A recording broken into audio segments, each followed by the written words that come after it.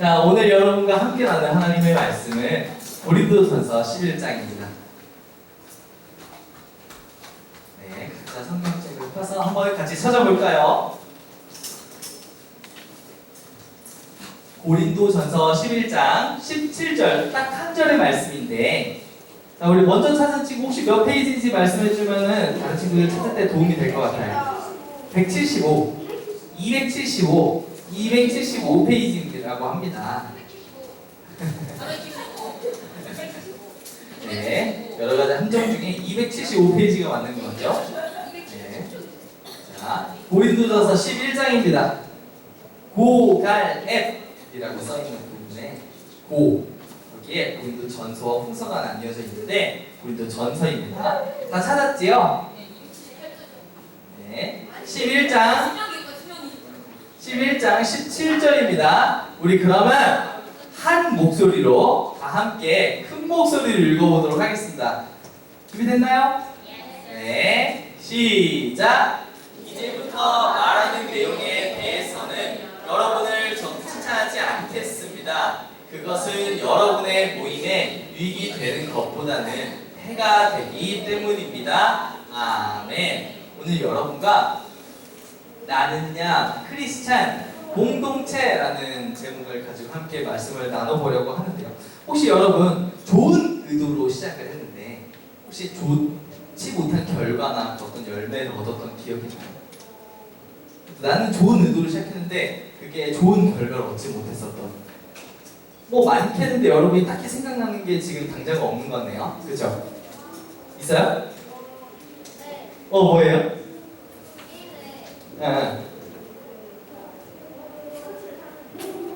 게임에 무슨 돈을 썼구나. 네. 현질을 했는데 좋은 게 안 나왔다.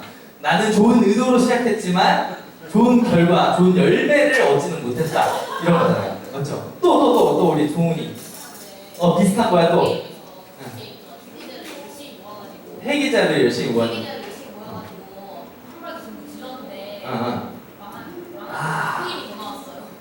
결과를 얻지 못했구나. 만족할 만한 결과를 얻지 못했다는 이야기가 많아요. 친구들이 게임에 대해서 그런 좋은 의도를 많이 가지고 있었나 봐요.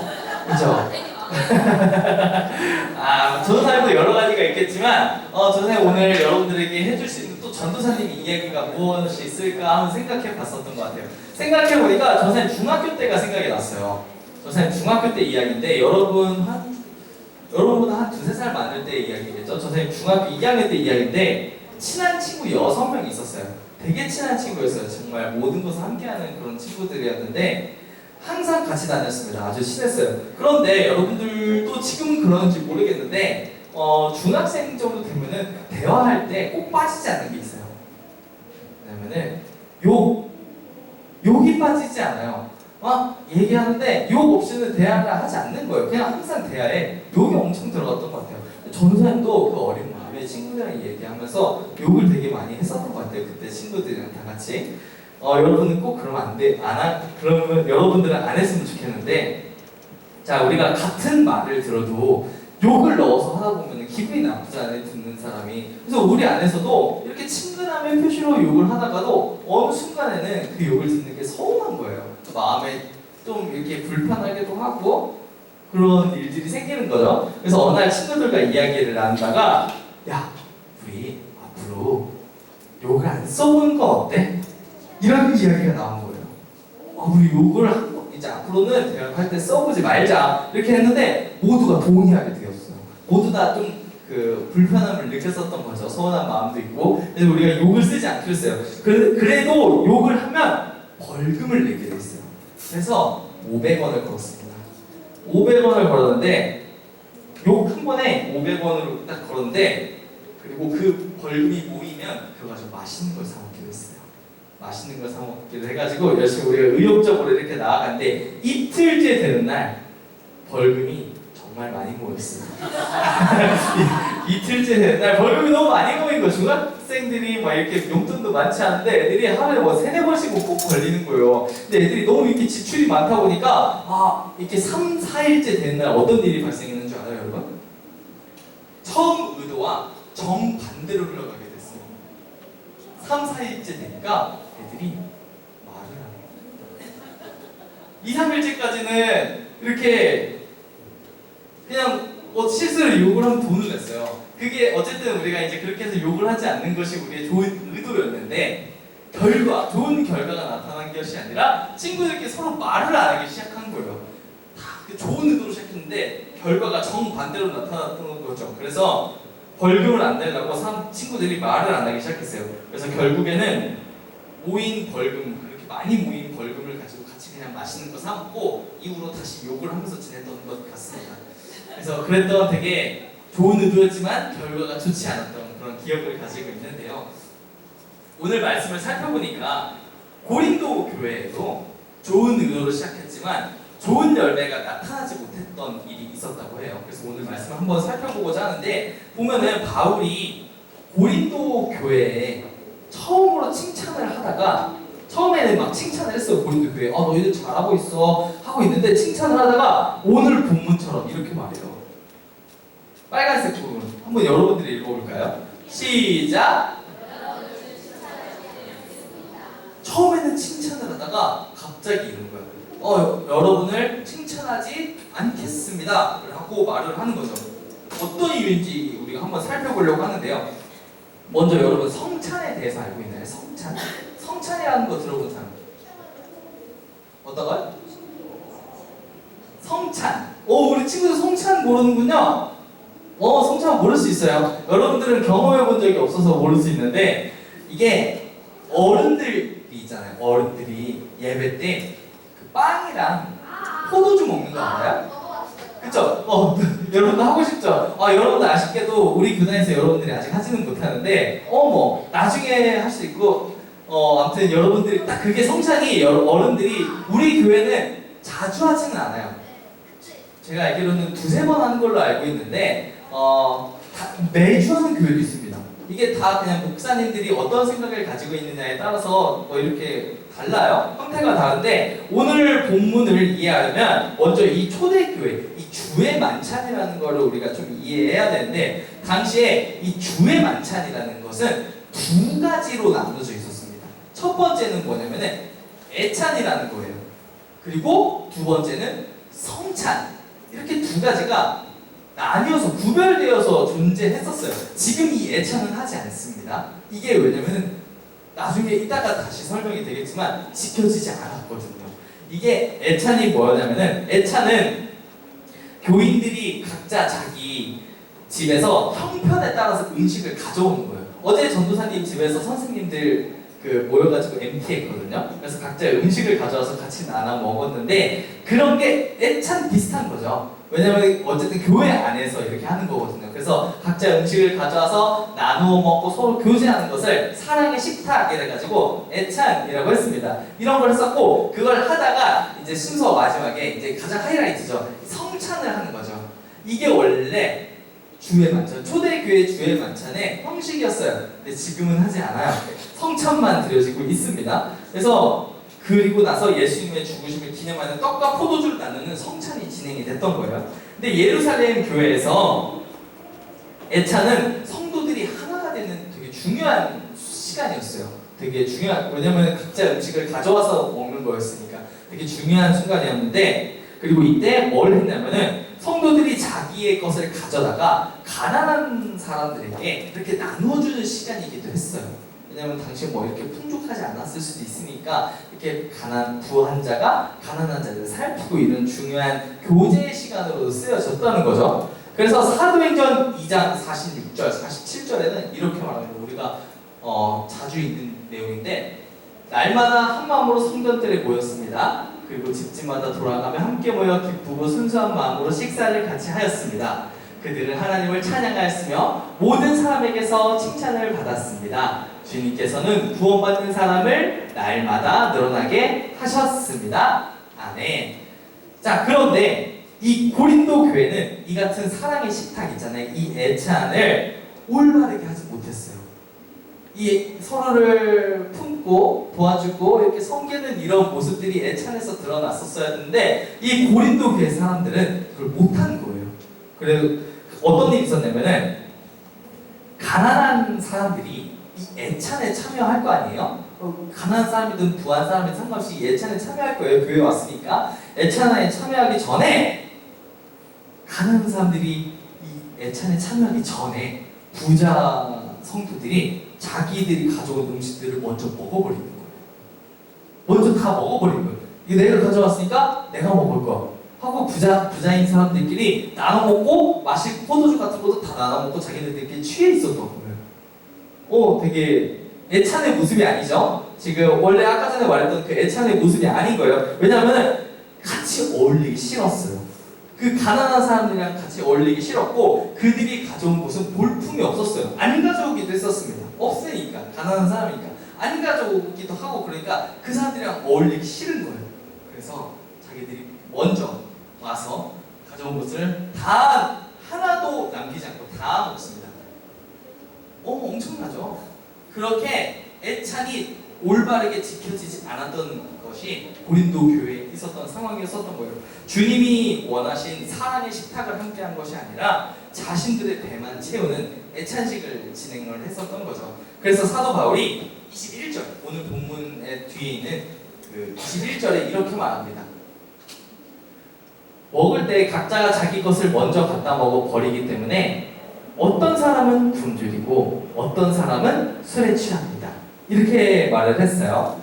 근데 여기서 굶주리는 어떤 사람이죠? 빨간색. 여기는 지금 노예나 가난한 성도들을 말하는 거예요. 이 사람들은 삶이 지금 신분이 노예나 가난한 성도들이었기 때문에 부자 성도와 달리 맡겨진 일들이 있었어요. 해야 되는 일들이 있었습니다. 그래서 제 시간에 올 수가 없었어요, 항상. 그래서 항상 늦게 오거나 빠지거나 이렇게 할 수밖에 없었는데 부자들은 그럴 필요가 없거든요. 그렇죠? 그냥 모이기로 했으면 그 시간에 모일 수 있었습니다. 왜냐하면 맡겨진 일들이 없었기 때문에. 그래서 그들을 위해서 음식을 남겨두거나 아니면 기다려서 함께 교제하는 게 올바른 애찬식의 모습이었는데 그러나 먼저 온 성도들이 음식을 다 먹어버린 거예요. 심지어 취해 있었죠. 그런 상태에서 성찬식까지 진행을 한 거죠. 성찬식을 진행하는 건 굉장히 중요한 일이에요. 반드시 해야 되는 일이고요. 그런데 이렇게 애찬식을 엉망진창으로 드리고 나서 그 안 좋은 마음을 가지고 바람직하지 않은 모습과 마음을 가지고 성찬식까지 진행한 거죠. 그래서 바울은 22절에 이렇게 말합니다. 여러분에게 먹고 마실 집이 없습니까? 여러분이 하나님의 교회를 멸시하고 가난한 사람들에게 굴욕감을 주려는 것입니까? 내가 더 이상 무슨 말을 하겠습니까? 이런 행동에 대해 잘했다고 칭찬을 할까요? 이번 일에 대해서는 절대로 칭찬할 수가 없습니다. 이렇게 아주 단호하게 질책을 합니다. 여러분 집에서도 잘못고 있을 수 있잖아요. 근데 여기까지 와서 이런 이유는 뭐죠? 여러분들의 그 마음을 표현한 거예요. 이렇게 하면서 엄청 심하게 바울이 질책을 한 거죠. 너희들의 마음이 지금 굉장히 잘못됐다라고 표현을 하고 있는 겁니다. 바울이 고린도 교회를 질책한 것은 이런 이유가 있었던 거예요. 그러면서 바울은 성만찬의 참된 의미, 진짜 의미가 무엇인지를 이제 설명을 하는데 곧 우리가 무엇을 어떻게 기억해야 하는가를 이제 설명을 합니다. 그래서 주님이 잡히시던 밤에 빵을 떼시고 이렇게 말씀하셨죠. 24절에 이게 다 지금 한 장에 나오는 똑같은 얘기입니다. 24절에 이렇게 말해요. 감사 기도를 드리신 다음 빵을 떼시고 이렇게 말씀하셨습니다. 이것은 너희를 위한 내 몸이다. 나를 기억하면서 이것을 행하여라. 이것은 너희를 위한 내 몸이다. 여기서 너희를 위한 내 몸이다 라고 하신 것은 우리가 떡을 떼면서 하나님의 주님의 영적인 몸에 참여한다는 뜻이에요. 어려운 말일 수 있는데 그렇게 어렵지 않게 쉽게 말씀드리면 주님의 몸이 다른 사람들을, 예수님의 몸이 다른 사람들을 위해서 희생제물이 됐잖아요. 희생하는 삶을 사셨잖아요. 그렇게 된 것처럼 우리도 그와 같은 모습으로 살겠다. 예수님이 희생하신 것처럼 나도 예수님처럼 살겠다라고 우리도 참여하는 거예요. 그 떡을 뗀다는 것은 그것을 기억하겠다는 거예요. 내가 그것을 기념하는 것은 그것을 예수님이 그렇게 사셨다는 것을 내가 기억하겠다라는 표시입니다. 너희를 위한 내 몸, 이게 그 뜻을 가지고 있는 거예요. 그리고 식후에 잔을 드시고 아까 떡 먹었으면 또 뭘 먹어야 되죠? 포도주 맞아요. 포도주를 마셔야 됩니다. 25절에 이렇게 말해요. 똑같은 방법으로 식사 후에 잔을 들고 말씀하셨습니다.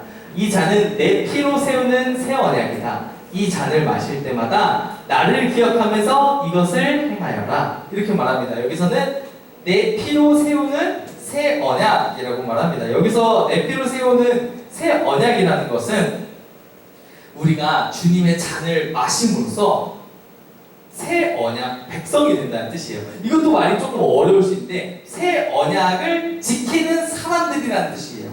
구호 언약은 뭐냐면은 동물들, 옛날에 그 예수님 전에는 동물들로 제사를 드렸어요. 그래서 그렇게 해서 제사함을 받았거든요. 근데 예수님 이후로부터는 새 언약이 주어졌어요.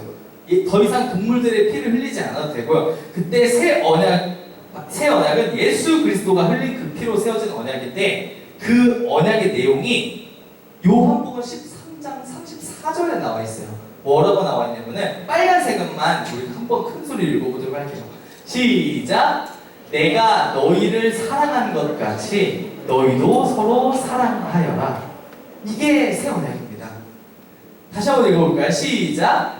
내가 너희를 사랑한 것 같이 너희도 서로 사랑하여라. 아멘. 그러니까 주님이 지금 주님의 잔을 마시면서 주님이 우리를 위해 피를 쏟으신 것처럼, 주님이 우리를 위해 피를 쏟으신 것처럼 나 또한 주님처럼 이웃을 위해서 아낌없이 주는 삶을 살겠다고, 이것을 기억하겠다고, 내가 반드시 그렇게 살겠다고 기념하는 거예요.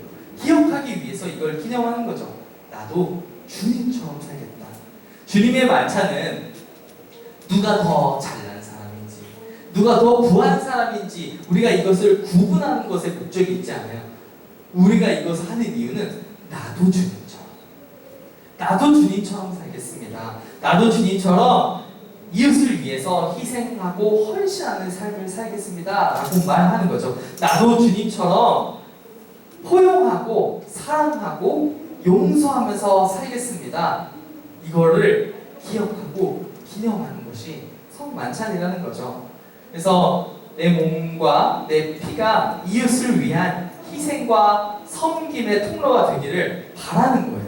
우리 마음이 그것을 갈망하는 거죠.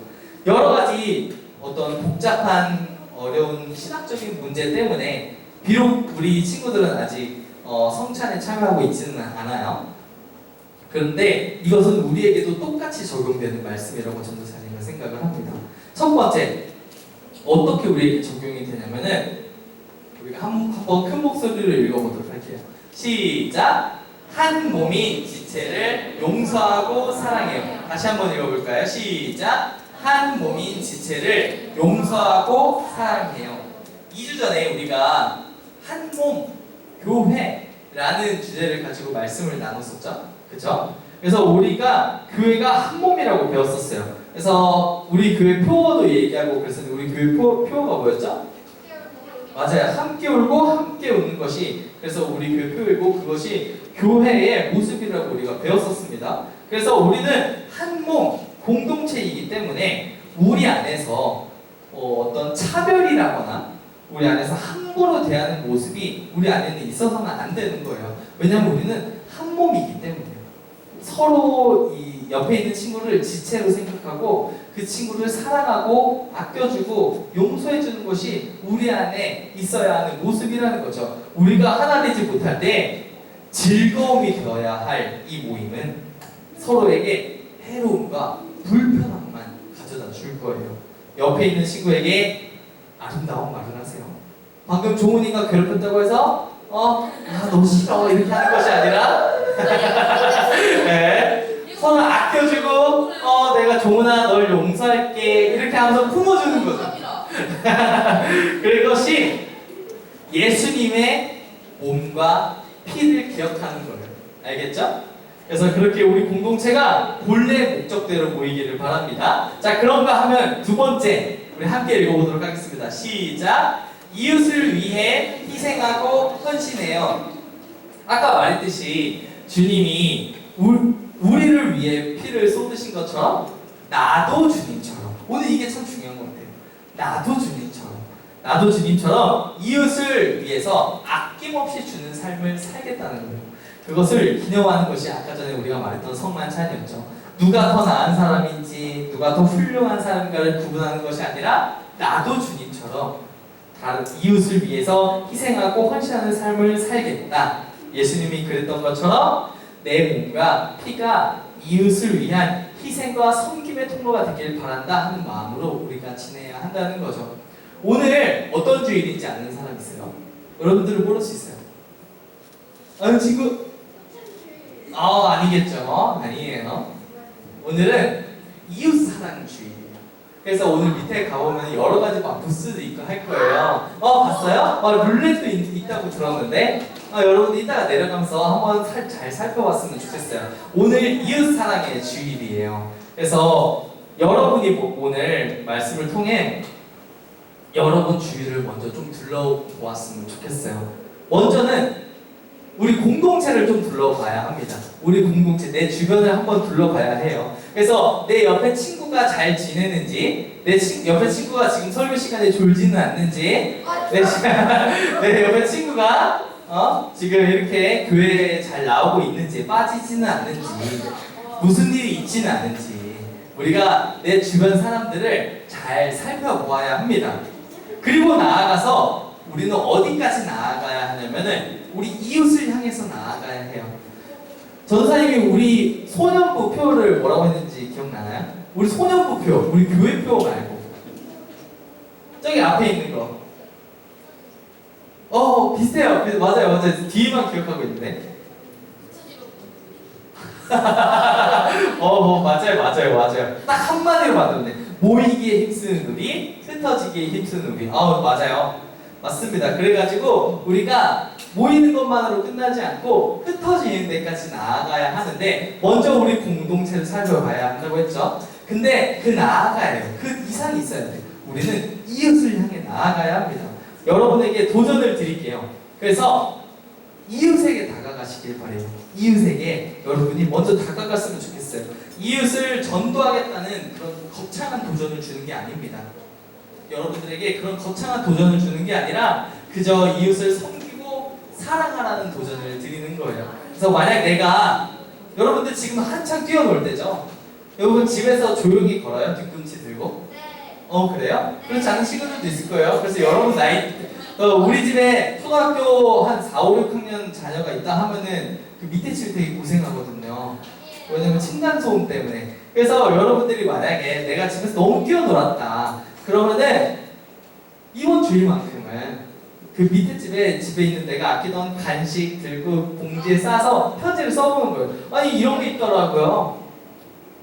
안녕하세요. 자, 이게 보니까 이게 어떤 글이지만 어떤 글인지 모르겠죠. 근데 이게 그 맥락이 뭐냐면은 층간소음을 자주 일으켰나 봐요. 근데 이렇게 밑에 층에서 찾아오지는 않으셨는데 늘 죄송합니다, 감사합니다 라는 마음을 담아서 이렇게 했는데 그 집주인이 이거 받은 게 감동이 돼서 인터넷에 올린 거예요. 그래서 되게 훈훈했다. 이런 일들이 있었습니다. 그래서 또 우리가 또 이웃에게 다가갈 수 있는 것들이 있죠. 어떤 글들을 보니까 또 이런 일도 있었던 것 같아요. 이게 별다른 내용이 있잖아요. 어떤 초등학생이 쓴 것 같은데 우리 아파트 이웃분들께 해가지고 명절 잘 보내라고 이렇게 이쁘게 편지를 썼어요. 이거 교회 나오라고 전도하라고 쓴 글인가요? 네. 아니에요. 그런 내용이 전혀 쓰여있지 않아요. 그런데 전사님이 이게 그림이 커서 여기 잘려서 여기다는 거예요. 이게 원래 여기에 있었습니다. 이게 지금 엘리베이터 아니에요. 여기에 사람들이 이 포스트잇으로 답글을 달았어요. 너무 예쁘다, 마음이 너무 예쁘다, 고맙다, 뭐 이런 감동받았다, 이런 내용으로 사람들이 이렇게 답글을 달아줬습니다. 여러분들이 이웃을 위해 이런 아름다운 마음을 가지셨으면 좋겠어요. 되게 거창한 도전 아니죠? 여러분들 충분히 할 수 있습니다. 여러분들이 실천할 수 있는 것을 실천하는 이웃사랑 주일이 되었으면 좋겠어요. 여러분들이 먼저 공동체를 한번 살피고 나아가서 이웃사랑을 위해서 실천하는 그런 한 주가 되었으면 좋겠습니다. 말씀을 마치겠습니다. 이제 바울이 계속해서 이제 고린도전서 우리가 이야기 나누고 있는데 바울이 계속해서 거듭해서 하는 단어가 있어요. 뭐냐면은 모임, 함께 모이다. 이 말을 정말 자주 하고 있어요. 이 말을 되게 자주 하고 반복해서 사용하고 있는데, 왜냐면은 모여서 교제하는 것이 교회 공동체에서 굉장히 중요한 것이기 때문이에요. 그래서 우리가 코이노니아에 대해서도 그때 한번 같이 살펴봤었죠.